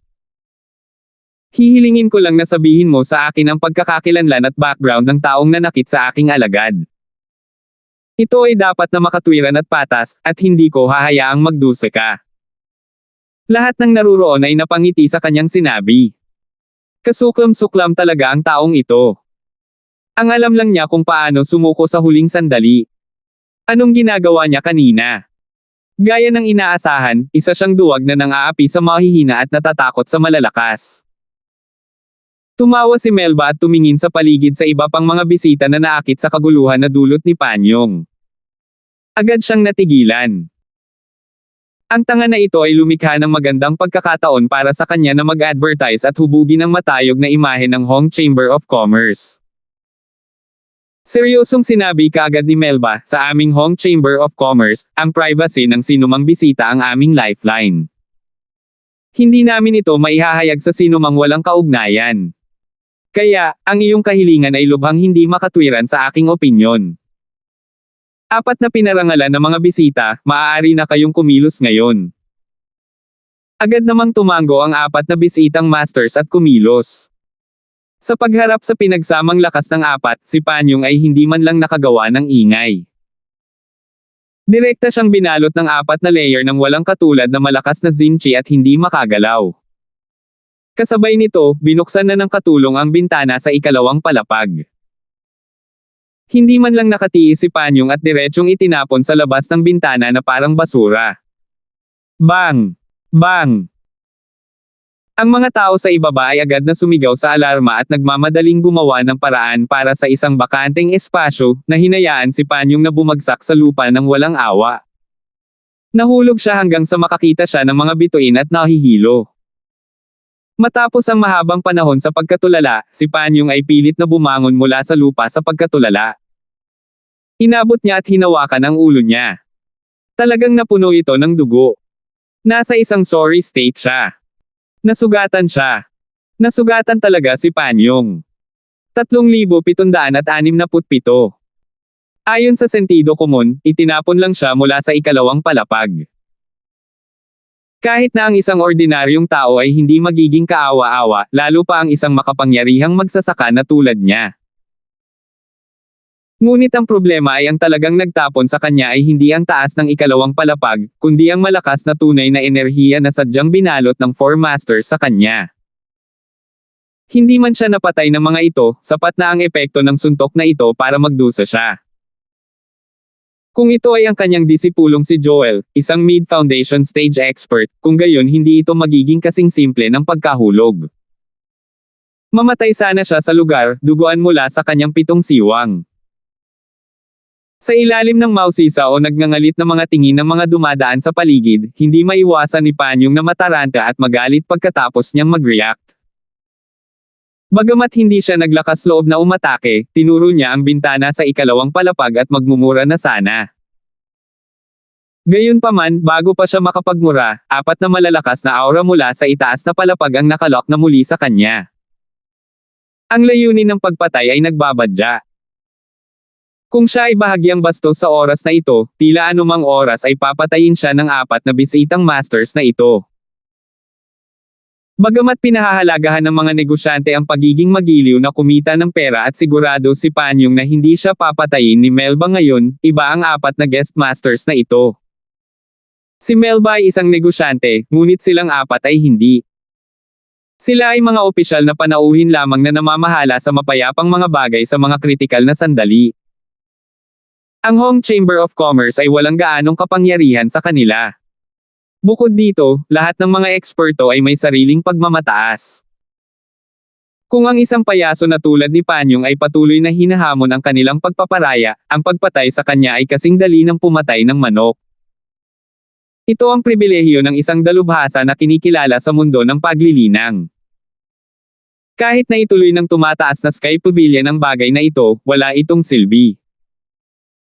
Sa harap ng malamig na pagpatay sa 4 na bisitang master na ito, agad na nilunok ni Panyong ang mga sumpa na salita sa gilid ng kanyang bibig. Siya ay mapusok, ngunit hindi naman talaga siya tanga. Kung talagang tulala siya, hindi niya mararating ang kanyang kasalukuyang antas kahit na malakas ang background niya. Tumayo si Melba sa bintana at pinagmasdan ang masungit na ekspresyon ni Panyong. Walang pakialam na sabi niya, mag-iingat ka. Hindi man malakas ang boses niya, para itong mabigat na martilyo. Bawat salita ay tumatama sa dibdib ng lahat ng naroroon, lalo na si Panyong, na siyang unang nagpasa ng bigat. Halos iluwa na naman niya ang isa pang subo ng dugo at sobrang pangit ng ekspresyon niya. Gayunpaman, bukod sa kanyang pangit na ekspresyon, si Panyong ay labis na nabigla sa kanyang puso. Dahil si Melba ay palaging magiliw, palagi niyang iniisip na ang matandang ito ay isang laki lamang ng Hong Chamber of Commerce. Hindi niya inaasahan na siya ay isang pag-iral na mas nakakatakot pa sa 4 na guest expert. Sa lakas na ipinakita ni Melba, ang pagpatay sa kanya ay kasing dali ng pagpiga ng langgam. Isipin na siya ay naging walang ingat upang pukawin at sumigaw sa kabilang partido. Ngayong naisip niya ito, pinagpawisan siya ng malamig. Ang nangyari kanina ay parang matanda na nagbigti. Pagod na siyang mabuhay. Sa harap ng napakalaking pagkakaiba, kahit na nakasanayan na ni Panyong ang pagiging mapagmataas at mapangapi, pansamantala lamang niyang iyuko ang kanyang ulo at aminin ang pagkatalo. Tinakpan niya ang kanyang mukha at tumakas gamit ang kanyang buntot sa pagitan ng kanyang mga binti, dahilan upang tumawa ng malakas ang mga dumadaan sa paligid. Nag-thumbs up sa kanya ang ilang dumaraan na nakakakilala kay Melba at nag-cheer ng malakas. Napangiti si Melba sa eksena at magalang na inilahad ang kanyang mga kamay sa mga tao sa ibaba upang ipakita ang kanyang pasasalamat. Gayunpaman, ang ilang bisita na pamilyar kay Melba ay nakahanap ng pagkakataon na paalalahanan siya, Shopkeeper Hong, bagaman ang nantiyanhay na ito ay tulala, mayroon siyang 2 pang nakatatandang kapatid na lalaki na ang lakas ay higit sa kanya. Pareho silang hindi makatwiran at mapagmataas na mga tao at may lubos na reputasyon sa North Island. Siyempre, wala silang magandang reputasyon. Kailangan mong mag-ingat sa hinaharap. Salamat sa paalala. Tumango si Melba at hinaplos ang kanyang mahabang balbas. He chuckled and said, "If they dare to come, then bring it on." Bagamat nagnenegosyo ang ating Hong Chamber of Commerce, kailangan pa rin nating humanap ng pagkakataon na ipakita ang ating mga kalamnan minsan. At least we need to leave some deterrence for those with ulterior motives. Otherwise, if any Tom, Dick, and Harry dares to bare their teeth on us, then the future will be endless. Sinuportahan siya ng Hong Chamber of Commerce, na isa sa nangungunang Chambers of Commerce sa 5 malalaking isla ng Sky Class. Ang 3 magkakapatid na nan ay mga lokal na tirano lamang ng North Island. Kahit na ang isang bagong master tulad ni Julius mula sa Law Enforcement Hall ay maaaring patayin sila sa isang kamay, pabayaan ang Hong Chamber of Commerce. Hindi nila kailangang mag-alala tungkol sa kanila. Kung talagang hindi alam ni Panyong kung ano ang makakabuti para sa kanya at bumalik upang hanapin ang kanyang 2 kapatid na lalaki para tumayo para sa kanya, siya, si Melba, ay hindi tutol na kumilos upang sugpuin ang 3 kapatid na lalaki na nan. Kung tutuusin, isang beses lang nila ito magagawa. Nagparaya na sila sa pagkakataong ito. Kung sila ay gagawa muli ng gulo, ang tumataas na Sky Pavilion ay hindi makakapagsabi ng kahit ano kahit na sila ay pinatay sa lugar. Gayunpaman, bagamat hindi nag-aalala si Melba sa kanyang Hong Chamber of Commerce, hindi niya namamalayan na nag-aalala siya kay Terence, na minsan lang niyang nakilala. Ngayong napigilan na si Nantianhay, halatang hindi siya pupunta sa Hong Chamber of Commerce para maghanap ng gulo sa maikling panahon. Sa makatuwid, ang tanging paraan upang mailabas ang kanyang galit ay sa pamamagitan ni Terence. Kapag nahukay na nila ang pagkakakilanlan at background ni Terence, maiisip na ang mga kahihinatnan. Sa harap ng Hong Chamber of Commerce, ang 3 magkapatid na Nolan ay mga langgam lamang na madaling durugan. Gayunpaman, para kay Terence, na nasa tuktok ng unang yugto ng pagtatatag ng foundation, walang alinlangan na sila ay mahusay na kuha. Kung talagang na-block sila, wala silang magagawa. Sana, naitago ng mabuti ni Terence ang kanyang sarili upang hindi siya matagpuan ng ganoon kadali. Kung hindi, ang spiritual jade card na kakabigay niya lang ay masasayang. Ang bagyo ng Hong Chamber of Commerce ay isang biro lamang sa iba, ngunit sa tinatawag na Terence na ito ay isang malaking problema, at maging isang bagay ng buhay at kamatayan. Gayunpaman, bilang taong sangkot, walang ideya si Terence tungkol dito. Isa lang siyang normal na baguhan sa pavilion, at hindi niya kilala itong Terence, at wala rin siyang anumang interaksyon sa kanya. Gayunpaman, kung sasabihin ni Terence na siya ay isang normal na baguhan, talagang mapapahiya ang lahat ng iba pang mga baguhan mula sa iba pang tatlong pavilion. Siya ang unang baguhan na matagumpay na naabot ang yugto ng pagtatatag ng pundasyon sa tatlong malalaking pavilion. Siya lang ang baguhan na nakakuha ng buong marka sa unang dalawang pagtatasa. Siya rin ay isang baguhan na mabilis na nakarecover mula sa isang buong lakas na pag-atake mula sa isang peak early foundation establishment cultivator. Kung maaari pa siyang ituring na ordinaryo, kung gayon ang iba ay hindi na kailangang mabuhay. Siyempre, kung nalaman ng ibang mga baguhan, na pagod na sa pagtatanim ng 3 hanggang 4 na buto sa isang araw, na madaling magtanim ng 85 buto ng sabay-sabay si Terence, malamang na sabay silang tumalon sa isang gusali. Lumipas ang 3 araw sa isang iglap. Halos naisip na ng mga bagong dating ang pamamaraan kung paano linangin ang mga binhi ng espiritual na damo. Hindi sila naging walang magawa gaya noong unang 2 araw. Kung gaano karaming mga espiritual na buto ng halamang gamot ang matagumpay na nalilinang, ito ay nakasalalay sa kapalaran. 3,768. Gayunpaman, sa mga baguhan, ang tunay na hamon ay kasisimula pa lamang. Ito ay dahil magsisimula na ang ika-4 na bahagi ng pagtatasa ng rookie. At ang nilalaman ng segment ng pagtatasa na ito ay halos kapareho ng pagtatasa ng rookie noong nakaraang taon. Ito ay ang Rookie Challenge na pamilyar sa lahat. Gayunpaman, kumpara sa mga nakaraang taon, kung saan ang mga ranggo ay natukoy sa pamamagitan ng malupit na puwersa, ang Rookie Challenge Round sa pagkakataong ito ay hindi lamang nahati ang 3 pavilion upang makakuha ng mga puntos, ngunit mayroon din itong sistema ng punto na may ugnay sa iba pang mga round ng pagtatasa. Sa round na ito ng Rookie Challenge, ang kasalukuyang cultivation abode ng bawat rookie ay ang unang rankang. Ang cultivation abode at ang mga kaukulang punto ay magiging samsam ng digmaan para sa bawat round ng hamon. Gagantimpalaan sila sa nanalo sa real time. Natural, ang matatalo ay makakatanggap din ng kaukulang parusa sa real time. Kung isinasaalang-alang ang Green Cloud Pavilion bilang isang halimbawa, mayroong kabuoang 15 tirahan sa paanan ng bundok. Hinati sila sa mga tirahan mula sa numero 1 hanggang sa numero 15. Ang bawat tirahan ay may katumbas na punto ng hamon. Ang numero 1 sa paanan ng bundok ay may 15 puntos, ang numero 2 sa paanan ng bundok ay may 14 na puntos, ang numero 3 sa paanan ng bundok ay may 13 puntos, at iba pa. Ang huling kuweba sa paanan ng bundok ay may 1 punto. Sa bawat pagkakataon, kung ito man ay nagkukusa na hamanin o tanggapin ang hamon, ang bagong dating ay kailangang kunin ang mga puntos ng hamon na naaayon sa kanyang kultivasyon na tirahan bilang isang taya.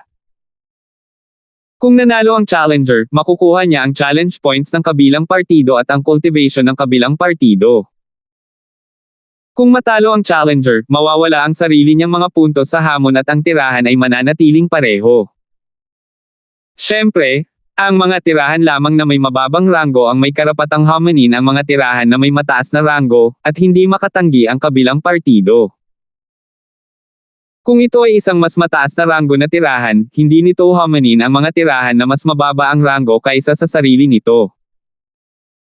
Halimbawa, si Terence ay nasa kuwebang numero 14 na ngayon, kaya maaari lamang niyang hamanin ang mga tao sa 13 kuweba na nauna sa kanya. Hindi niya kayang hamanin si Tony, na nasa kuweba bilang 15. Kung siya ang nagkusa na hamanin ang mga bagong dating mula sa unang 13 cave abodes, halimbawa, ang kalaban ay si Chengmin mula sa cave abode number 2 sa paanan ng bundok. Kaya't para sa hamon na ito, kailangan ni Terence na kumuha ng 2 puntos na tumutugma sa kanyang kuweba bilang 14, at dahil ang kuweba ni Chengmin ay mas mataas ang ranggo kaysa kay Terence, hindi siya makatanggi, at kinailangan niyang kumuha ng 14 na puntos na katumbas ng kanyang kuweba bilang 2. Kung nanalo si Terence, makakakuha siya ng 14 na puntos ng hamon mula sa kanyang kalaban at numerong 2 sa kuweba, habang si Chengmin ay kailangang manirahan sa kuweba bilang 14 hanggang sa kanyang susunod na hamon. Sa kabilang banda, kung nanalo si Chengmin, tatanggap siya ng 2 puntos ng hamon mula sa kalaban at patuloy na maninirahan sa kuweba numero 2, habang si Terence ay mawawalan ng 2 puntos ng hamon at patuloy na makikipagpunyagi sa kuweba bilang 14. Bilang karagdagan, ang pinakamahalagang punto ay nasa ika-4 na round, ang bawat bagong dating na puntos ng hamon ay ibibigay ayon sa kanilang tirahan sa kuweba. Ang mga puntos ay ibibigay sa unang round ng hamon, ngunit ang natitirang mga puntos ay gagamitin sa assessment round bago sila dumating. Sa madaling salita, ang mga panimulang punto ni Terence bago magsimula ang hamon ay ang 2 puntos na mayroon siya mula sa kuweba 14, kasama ang 105 puntos na nakuha niya mula sa nakaraang 2 round may kabuuang 107 puntos siya. Kung tataas o bababa ang kanyang mga puntos pagkatapos nito ay depende sa kanyang pagganap sa darating na hamon. Gayunpaman, hindi lahat ng baguhan ay kasing yaman ni Terence. Karamihan sa mga baguhan ay mayroon lamang kabuuang 10 hanggang 20 punto sa unang 2 round, at maging ang mga panimulang punto para sa challenge round ay hindi lalampas sa 30. Sa mga puntos na ito bilang kabisera, kung hindi sila sapat na malakas o hindi pumili ng tamang kalaban, maaaring mawala ang lahat ng kanilang mga puntos pagkatapos ng ilang round ng hamon. Sa ganitong paraan, gaano man kababa ang ranggo ng kanilang tirahan sa kuweba, mawawalan sila ng kwalipikasyon na gumawa ng inisyatiba upang hamanin. Kung may humamon sa kanila at ang resulta ay talo pa rin, kung gayon ang tao ay makakakuha ng mga challenge point at normal na tirahan sa kuweba, ngunit ang kanilang mga puntos ay mababawasan sa mga negatibong puntos. Ang sinumang bagong dating, kapag sila ay nahulog sa punto ng mga negatibong punto, ay karaniwang magpaalam sa 3 malalaking pavilion, dahil ito ay isang mantsa lamang na hindi mabubure. Kahit na matagumpay nilang maitayo ang kanilang foundation sa hinaharap, tiyak na hindi tatanggapin ng 3 malalaking pavilion ang gayong bagong dating. Kung tutuusin, nakakahiya naman kung magkakalat. Bilang karagdagan, ang hamon na round ay kapareho ng pagsubok sa espiritual na gamot. Ito ay isang mahabang labanan na tatagal ng 2 buwan. Bawat araw na nagtatapos sa 3, 6, at 9, bawat bagong dating ay may isang pagkakataon na maglabas ng hamon at isang pagkakataong tumanggap ng hamon. Kung higit sa isang tao ang nagbigay ng hamon sa iisang tao, ang unang taong naglabas ng hamon ay magkakaroon ng karapatang humamon, at ang hinamon na partido ay hindi maaaring tumanggi. Ang iba pang mga humahamon ay maaari lamang ituring na hindi huwasto, at maaari nilang hamanin ang ibang mga tao. Sa madaling salita, magkakaroon ng kabuoang 18 round ng mga hamon sa susunod na 2 buwan. Bagamat hindi lahat ay lalahok sa bawat round ng challenge competition, ang assessment points ay hindi lamang direktang nauugnay sa final reward para sa mga bagong dating, ngunit higit sa lahat, ito ay direktang makakaapekto sa 3 pavilion evaluation sa kanila. Ito ay may kaugnayan sa kanilang kinabukasan, at hindi kalabisan kung sabihin na ang mga puntong ito sa pagtatasa ay kanilang buhay. Sa ganitong uri ng kapaligiran, walang bagong dating na magpapabaya sa anumang pagkakataon na makakuha ng mga puntos. Ang challenge round ay ang pinakamahusay na paraan upang i-maximize ang init ng kompetisyong ito. Maliban na lang kung tuluyan na silang nawalan ng pag-asa, ang mga rookies na nasa likod ay hindi magpapahuli sa anumang pagkakataon na humamon. Kapag dumating ang oras, ang proseso ng hamon ay magiging lubhang mahirap. Huwag kalimutan, hindi lang ito 1 o 2 laban. Tatagal ito ng 2 buong buwan. Higit pa rito, bukod sa challenge competition, kinailangan din nilang linangin ang mga spiritual herb seeds ng sabay. Kung hindi man, kahit na magaling sila sa kompetisyon ng hamon, ang kanilang mga puntos ay hihilahin pa rin pababa ng mga lantang espiritual na buto ng damong ito. Kapag ang kanilang mga puntos ay ibabawas, ang lahat ng kanilang pagsusumikap ay magiging walang kabuluhan. Sa makatuwid, ang lahat ay kailangang gumawa ng balanse sa pagitan ng kompetisyon ng hamon at ang paglilinang ng mga espiritual na buto ng damo. Ang pagkakaiba lamang ay mas hilig sila sa kompetisyon ng hamon o ang paglilinang ng mga espiritual na buto ng damo. Pagkatapos ng lahat, hindi sila Terrence. Limitado ang chi storage ng lahat, at kapag naubos na ito, magtatagal bago mabawi. Kung bibigyan nila ng labis na puwersa sa hamon, haantong ito sa kakulangan ng tunay na supply ng chi at malalanta ang mga buto ng espiritong damo. Sa kabaligtaran, madali itong humantong sa walang kompetisyon sa hamon, at ang mga puntos ay kukunin ng iba. 3,769. Dito, kung paano pumili upang i-maximize ang mga benepisyo ay talagang isang teknikal na trabaho na nangangailangan ng maingat na pagsasaalang-alang. Kung hindi, gaano man kalakas ang isa, wala itong silbi at walang pakinabang, lalo pa ang huling halakhak. Ang ibang mga baguhan, gayunpaman, ay kailangang pag-isipang mabuti ang problemang ito. Si Terrence at ang kanyang mga tagasunod, sa kabilang banda, ay hindi na kailangang mag-alala tungkol dito. Naibigay na nila ang mga binhi kay Terrence, at ang kailangan lang nilang gawin ay tumuon sa hamon. Magagawa nila ang kanilang makakaya ng walang anumang pag-aalala, at mas masaya sila kaysa sa iba pang mga baguhan. Matapos ipaliwanag ni Yunfeng ang mga patakaran ng detalyado, hinayaan niya ang mga bagong dating ng 3 pavilion na bumalik upang maghanda. Dahil ngayon ay ika-19, nagkataon na ito ang araw na itinakda para sa challenge competition, kaya ang unang round ng challenge competition ay opisyal na magsisimula sa hapon. Wala nang masyadong oras para maghanda ang mga bagong dating. Pagkatapos ng anunsyo ni Yunfeng, hindi naghiwa-hiwalay ang mga rookie. Lahat sila ay nagtipon sa mga grupo ng 2 o 3 upang pag-usapan ang mga kontrahakbang. Pagkatapos ng lahat, 3 ulo ay mas mahusay kaysa sa isa. Kung babalikan niya ito at gagawin itong mag-isa, baka mapatay niya ang sarili niya.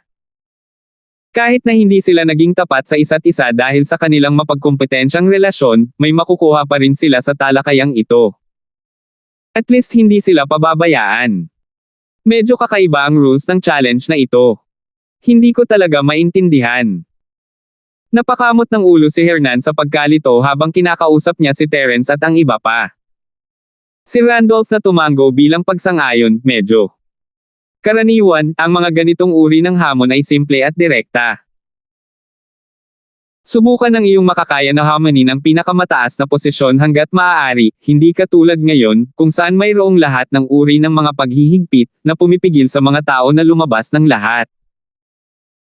Totoo na para sa kanila, hindi nila kailangang mag-alala tungkol sa paglilinang ng mga espiritual na buto ng halamang gamot tulad ng iba, at wala silang dapat ipag-alala. Gayunpaman, kahit na ito ay para lamang sa hamon, marami pa ring mga trick sa mga panuntunang ito, at hindi na sila kasing simple at magaspang gaya ng dati.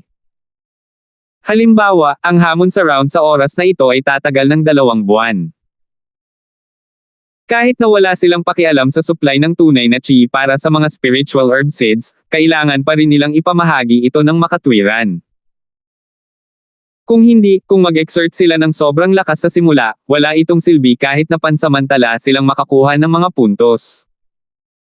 Matatalo pa rin sila, o mas matatalo pa, kung wala silang sapat na lakas mamaya. Ang isa pang halimbawa ay, ayon sa mga alituntunin ng hamon na ito, hindi na kung mas mataas ang ranggo ng tirahan ng kuweba, mas mabuti ito. Totoo na ang pagkuha ng isang mas magandang tirahan sa kuweba ay maaaring makatulong sa paglilinang, at maging ang paglilinang ng mga espiritual na buto ng damo ay maaaring makinabang mula dito. Gayunpaman, ang problema ay nangangahulugan din na mas malaki ang panganib. Kapag natalo sila sa hamon, ang mga puntos sa hamon na ibabawas ay mas mataas kaysa sa mga bagong dating na may mababang immortal na kuweba. Para sa mga bagong dating na tulad ni Randolph na nakatira sa kuweba no. Isa sa paanan ng bundok, bagaman ito ay mukhang napakakahanga-hanga sa unang tingin, at ang kuweba ay may kalamangan dahil sa mayamang espiritual na enerhiya, at sa ilalim ng mga panuntunang ito, bilang karagdagan sa mga unang puntos na naipon sa nakaraang 2 round ng pagtatasa, maaari din siyang makakuha ng karagdagang 15 puntos na katumbas ng kuweba no. Isa na mas mataas kaysa sa lahat ng kuweba, isang iba pa sa paanan ng bundok. Ang lahat ay tila maganda, ngunit ito ay nasa ibabaw lamang. Sa katunayan, sa mga tuntunin ng inihayag na mga panuntunan sa hamon, si Randolph, na nasa kuweba no. Isa sa paanan ng bundok, ay talagang ang pinaka-disadvantageous sa 15 tao. Isinasantibi ang katotohanang kailangan niyang ibigay ang lahat ng 15 puntos kung siya ay matalo. Ang pinakamahalaga at nakamamatay na punto ay ayon sa tuntunin na ang mga may mas mababang ranggo lamang ang maaaring humamon sa mga may mataas na ranggo, wala siyang karapatang hamanin ang sinuman. Ang Cave No. 1 at 15 challenge points ay talagang ang pinakamahalagang reward para sa round na ito ng challenge. Sa huli, tiyak na magkakaroon ng mga bagong tao na hindi makatiis na hamanin siya. Gayunpaman, ang susi ay kung hamanin o hindi at kung kailan ito gagawin. Ang lahat ay nakasalalay sa mga kakumpetensya. Kung naisip ng iba ang panuntunang ito at napagtanto ang potensyal na disbentahan ng numero 1 kuweba sa paanan ng bundok, at inayos ito para sa huling pag-ikot makalipas ang 2 buwan, si Xiao ay talagang iiyak hanggang mamatay. Si Xian Tian ay nasa isang ganap na pasibo na posisyon. Kung walang bagong tao ang nagkusa na hamanin siya sa maaga at gitnang yugto, gaano man siya kahirap, gaano man siya katangi tanging lakas, walang kabuluhan ang lahat. Masunurin lamang siyang nakapagpigil sa kuweba numero 1 sa paanan ng bundok, walang magawa.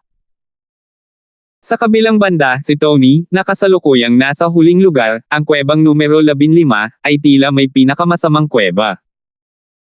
Gayunpaman, sa katotohanan, mayroon siyang malaking likas na kalamangan.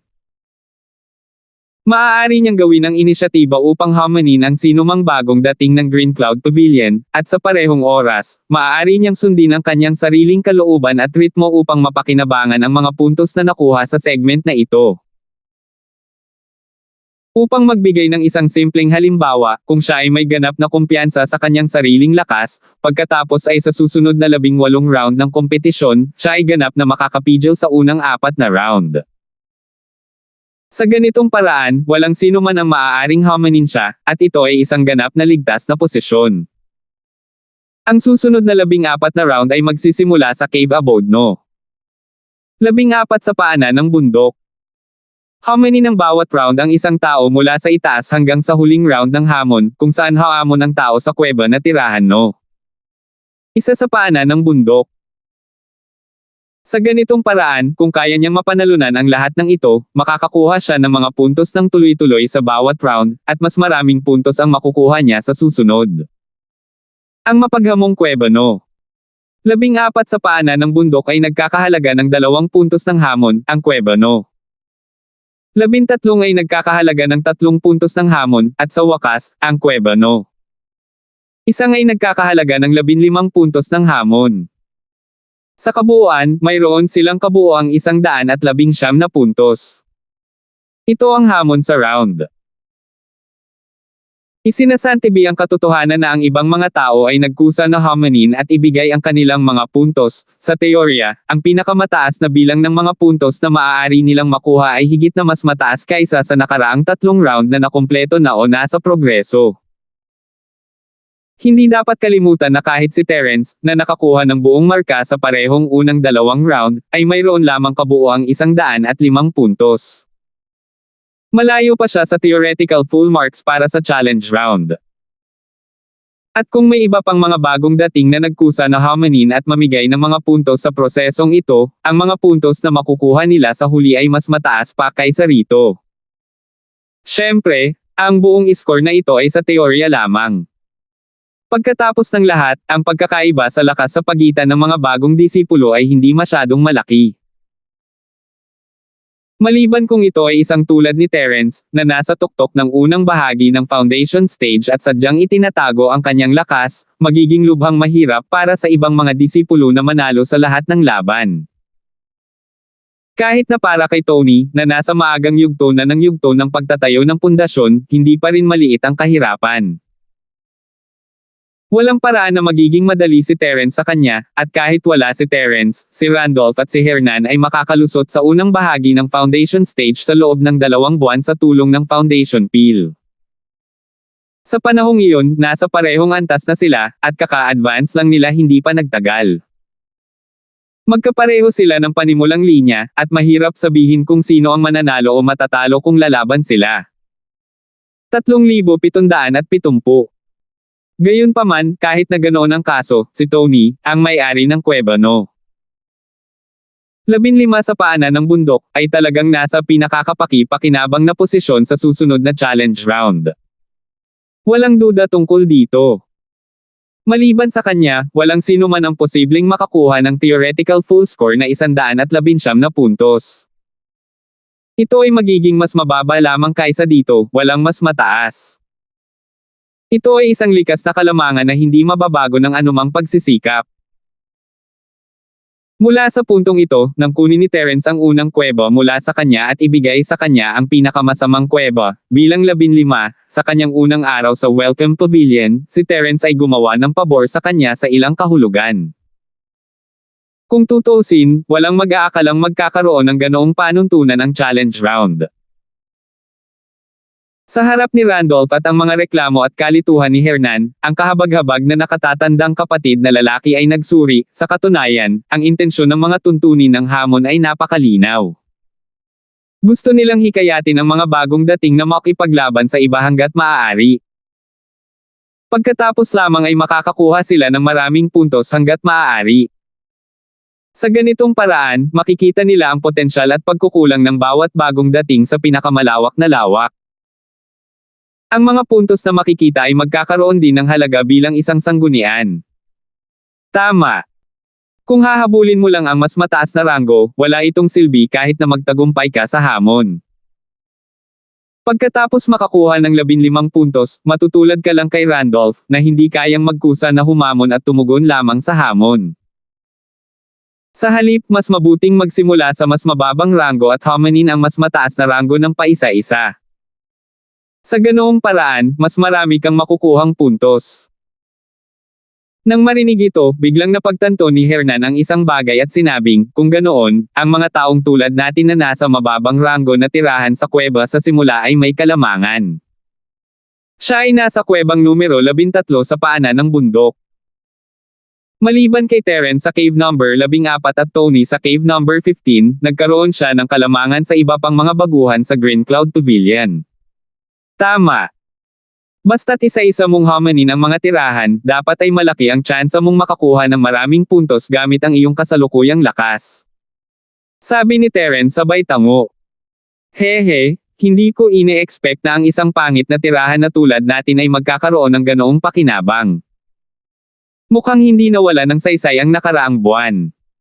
Hindi mapigilan ni Hernan na mapangiti. Para sa isang baguhan na walang espiritual na jades, ang kalidad ng isang kuweba ay napakahalaga, lalo na para sa isang tulad ni Hernan na walang pambihirang lakas sa simula. Kung hindi dahil sa tulong ni Terence, hindi siya makakarating sa kung nasaan siya ngayon, isang manipis na linya lang ang layo mula sa foundation. Mananatili lamang siya sa ilalim ng antas ng baguhan, at kung wala ang iba pang magandang kapalaran, maaaring wala siyang hinaharap sa kanyang buhay. Gayunpaman, sa kasalukuyang lakas ni Hernan, kahit na hindi pa niya naabot ang yugto ng pagtatatag ng pundasyon, maaari pa rin siyang may rank sa nangungunang 5 sa lahat ng mga bagong disipulo ng Green Cloud Pavilion. Bilang karagdagan, mayroon siyang napakahusay na panimulang posisyon, kaya nagkaroon siya ng magandang pagkakataon na makakuha ng maraming puntos pagkatapos mag-set up ng plano ng hamon. Sa kabilang banda, kahit na ang lakas ni Randolph ay mas mataas kay Hernan, siya ay nasa pinaka-awkward na posisyon ng cave abode No. Isa sa paanan ng bundok. Kung walang major turning point, mahirapan siyang makamit ang anuman. Iniisip ang nakakahiyang sitwasyon ni Randolph, hindi alam ng lahat kung ano ang sasabihin. Nang ibigay sa kanya ni Terence ang kuweba numero 1, gusto niyang tulungan ang sarili niyang mga tao, at si Randolph ay nakinabang ng husto noong nakaraang buwan. Sa nakikita ni Terence, maliban sa 4 sa kanila na nasa foundation stage, si Randolph ay isa sa iilan na pinakamalapit sa foundation stage. Mayroon din siyang matibay na pundasyon, walang mas mahina kaysa sa mga elite mula sa pataas na Sky Pavilion at sa misteryosong pavilion. Kapag naabot na niya ang foundation stage, kahit si Tony, na mas nauna sa kanya sa foundation stage, ay maaaring hindi niya kakampi. Gayunpaman, walang sino man ang mag-aakala na ang mabait na desisyon ni Terence ay maglalagay kay Randolph sa ganoong awkward na sitwasyon. Siyempre, hindi ito kasalanan ni Terence. Maging si Randolph, ang taong nasasangkot, ay nakaramdam lamang ng pasasalamat kay Terence. Wala siyang hinanakit kay Terence sa paggawa ng masama na may mabuting intensyon. Masasabi lamang na ginawang tanga ng tadhana si Terence. Ang sitwasyong ito ay ganap na hindi inaasahan. Nag-isip sandali si Terence bago nagmungkahi, "How about this? Randolph, ipagpapalitan ko ang mga cave abode sa iyo. Sa ganitong paraan, magiging cave number 14 sa paanan ng bundok. Makakapunta ka sa isang mas kapaki-pakinabang na posisyon tulad ng Hernan, kaya mas madali para sa iyo na labanan ang mga puntos ng hamon." Pagkasabi niya noon ay nabigla ang kaawa-awa na senior brother at ang iba pa, lalo na si Randolph. "Hindi mo kaya, Boss Terence? Bihira para sa iyo na makakuha ng napakaraming puntos, at ito ay isang magandang pagkakataon na mag-iwan ng malalim na impresyon sa 3 pabilyon na mas mataas, na nagbibigay daan para sa iyong pag-unlad sa hinaharap. Kung isusuko mo ang pagkakataong ito para sa akin, hindi ko ito kakayanin." Mabilis na tumanggi si Randolph pagkatapos niyang matauhan. Nakuha ni Terence ang buong marka para sa God level na hitsura sa nakaraang 2 segment. Kung mapapanatili niya ang bilis na ito, siya ang magiging numero 1 newbie sa Green Cloud Pavilion, kahit nakasama ang pataas na Sky Pavilion at ang misteryosong Pavilion. Sa hinaharap, kung papasok siya sa Green Cloud Pavilion na may ganoong mga kwalifikasyon, tiyak na makukuha niya ang pagpapahalaga ng mga nakatataas na echelon. Sa hinaharap, tiyak na isang saliw para sa kanya ang pumailang-lang sa langit. Gayunpaman, kung siya ay makipagpalitan ng tirahan sa kuweba kasama si Randolph ngayon at tumalon sa kuweba numero 1 sa paanan ng bundok sa sarili niyang inisyatiba, magiging napakahirap para sa kanya na gumanap ng mahusay sa mga susunod na round ng hamon. Kung walang ibang bagong dating na humahamon sa kanya, walang silbi kahit gaano pa siya kalakas. Mapapanood lamang niya ang kanyang katunggali na si Tony, nang walang pagpipigil sa pagnanakaw ng mga puntos, habang siya mismo ay walang magawa. Huwag kalimutan na si Terence ay nakaipon ng maraming mga pakinabang sa unang 2, ngunit si Tony ay nagkaroon ng tulong ni Gavin at ng iba pa, kaya ang kanyang pagganap ay hindi masyadong masama. Nauna lang si Terence ng 33 puntos. Sa round na ito ng hamon, ang theoretical full score ay 119 points. Kapag nahulog si Terence sa malalim na hukay ng numero 1 kuweba, halos tiyak na maabyutin siya ni Tony. Baka magkaroon pa ng malaking gap sa pagitan nila. Sa ganitong paraan, ang kanyang nakaraang 2 God-level perfect score ay magiging walang kabuluhan. Pagkatapos ng lahat, ang mga nakatataas ay tumitingin lamang sa mga huling puntos at hindi ang pagganap sa bawat segment. Sa panahong iyon, ang unang lugar ng pavilion ay malamang na si Tony, at si Terence ay magiging pangalawa lamang. Kung nangyari iyon, si Randolph ay magiging makasalanan sa lahat ng panahon. At kaya, kahit na ang mungkahi ni Terence ay naantig sa kanya, hindi siya sasang-ayon dito. Totoo iyan. Junior Brother Linford, gaano ka man katapat, kailangan mong isaalang-alang ang okasyon. Bagamat napalaya mo si Junior Brother Randolph, ang pinakamalaking benepisyaryo talaga ay si Tony. Kailangan mong isaalang-alang ito ng mabuti. Ang kahabag-habag na nakatatandang kapatid na lalaki. Salamat po at sinamahan ninyo ako. Ingat lagi mga master.